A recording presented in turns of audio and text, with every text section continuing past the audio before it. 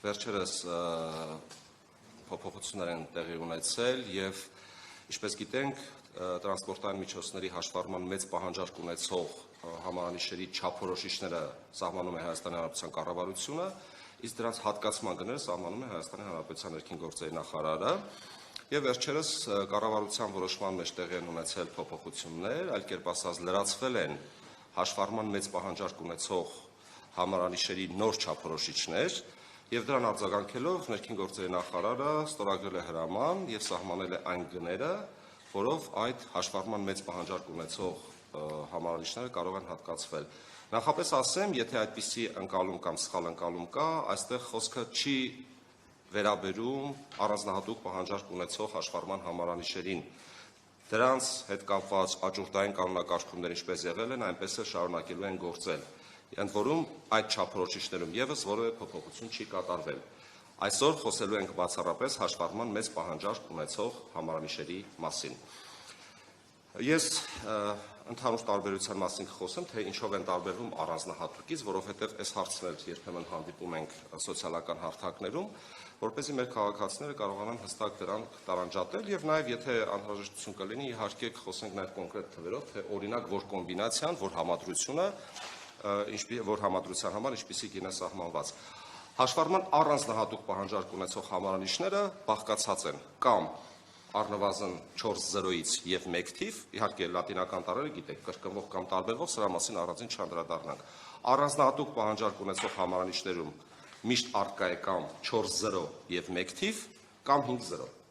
Սա բանաձև է, սա ամրագրված է։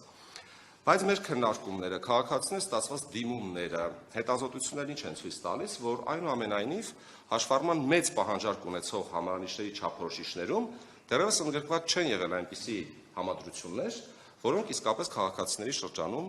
ներկայացնում են որոշակի հետաքրքրություն։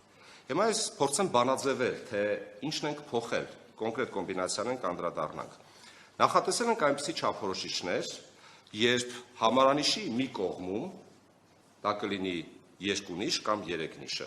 թվերի մասին է խոսքը, միշտ գտնվում են զրոները։ Ֆիզիկական անձանց պարագայում գիտեք, սկզբից 2 զրո է, իրավաբանական անձանց պարագայում 3 զրոն է, կամ 2 նիշ եւ 3 նիշ համապատասխանաբար։ Լատինական տառերը, ինչպես բոլոր պարագաներում, կարող են լինել նույնը, այսինքն կրկնվող կամ տարբերվող։ Մյուս կողմում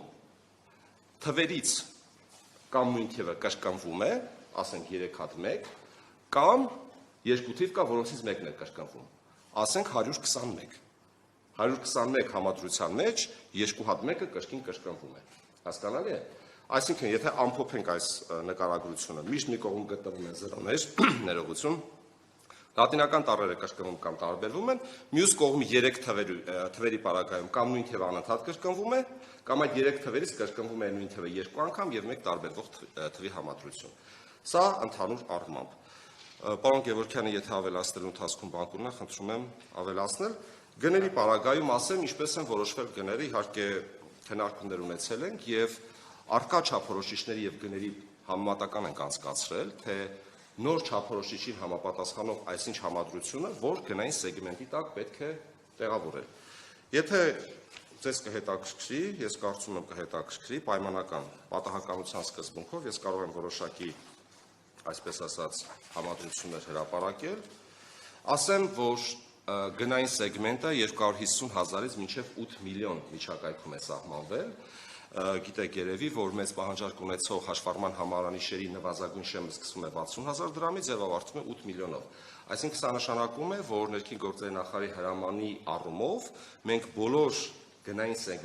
սեգմենտներում չափորոշիչներ չենք ավելացրել։ Մենք ավելացրել ենք այն սեգմենտներում կառավարության որոշմամբ եւ հետո տեղայնացրել նախարարի հրամանով, որոնք տեղավորվում են 250,000-ից մինչեւ 8 միլիոնի միջակայքում։ Օրինակ, 250,000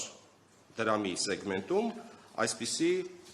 համադրություն ենք ավելացրել 00 +- XXY։ Այսինքն, ինչպես ես նշել եմ, մի կողմում 0-ն է, սա ֆիզիկական անձանց հատկացող համարանիշ է,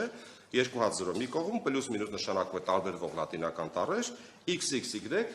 իմացածն է, XX-ը կրկնվում է, դա նույն թիվն է, Y-ը տարբերվող թիվն է։ Օրինակ, պատահականության սկզբունքով 00